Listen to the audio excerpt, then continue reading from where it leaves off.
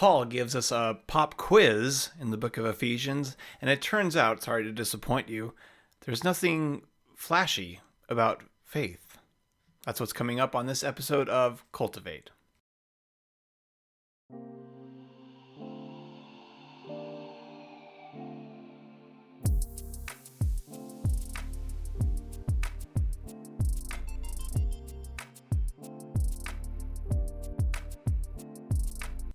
Welcome back.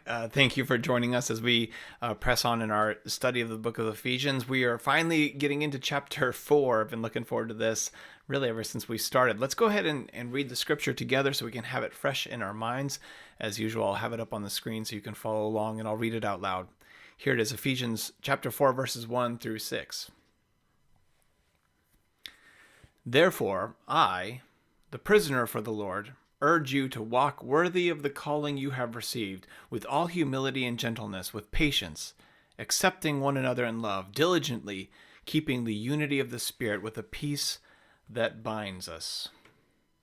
There is one body and one Spirit, just as you were called to one hope at your calling, one Lord, one faith, one baptism, one God and Father of it all, who is above all and through all and in all. That's our scripture for this week. And once again, we're just kind of having a first look at it together in this video segment. And I just have a few thoughts to kind of get the soil ready, to get us ready to receive this truth as we study it together as a church family. The first thing that just popped right off the page for me is the notion of a pop quiz. I don't know if you ever had an experience of this. And I still remember a couple times this happened to me, especially in college. I had a biology professor that would do this kind of thing a lot. And it was in Florida.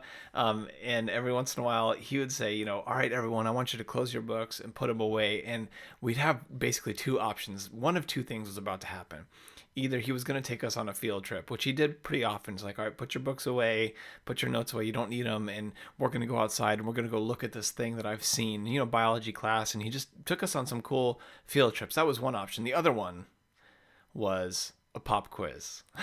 Put your books away, put your notes away. I have some questions for you to see if you've been learning the stuff that I've been teaching you, right? And so the pop quiz was always kind of an option, and you never knew if that was going to happen. And when it did, we're probably in trouble.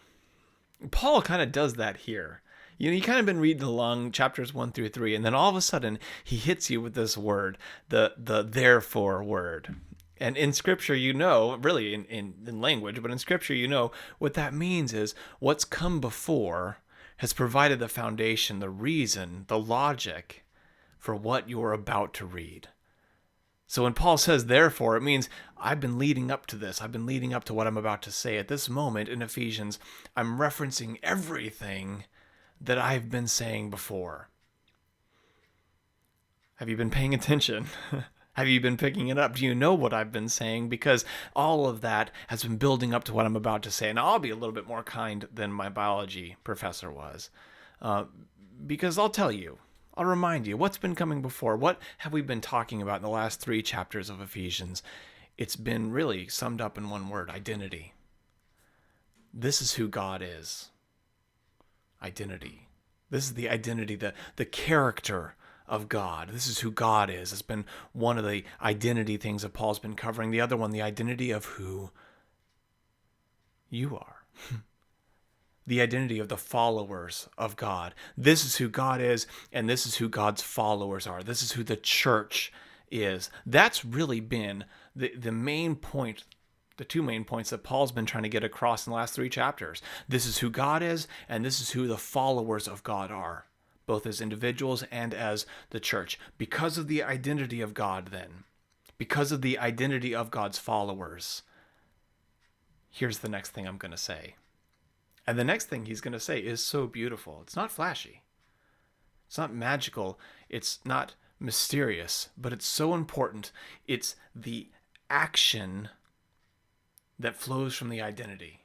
It's the action that flows from this identity that we've been talking about for the last 3 chapters. Really, he's getting ready to turn the page on what he's talking about here in Ephesians. It's the action that comes from the identity he's just been talking about. This is the whole argument of the book. This is the whole argument of the book of Ephesians. Action flows from identity. Because of who God is and because of who you are, here's the action, Paul says. Therefore, because of what I've just said, because of all this identity stuff he's just been talking about, of who God is and who you are, therefore, he says, here's the action, walk. Walk. And then he says, walk in what? Paul says it. Read it there in Ephesians. Walk in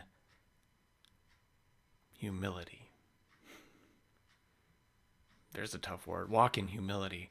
Walk in gentleness. Walk in patience. Accepting one another in love. Because of God's identity, because of your identity, therefore, walk in humility. Walk in gentleness. Walk in patience. Accept one another in love. Keep the unity of the Spirit with peace. We do these things. Why?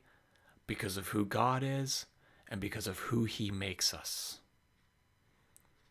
Here's my challenge for you and for me this week. I need this just as much as anybody. Let God's gentleness, humility, patience, and love, let them be the guiding light this week. Let our actions flow from the identity of who God is and the identity of who you are as His child.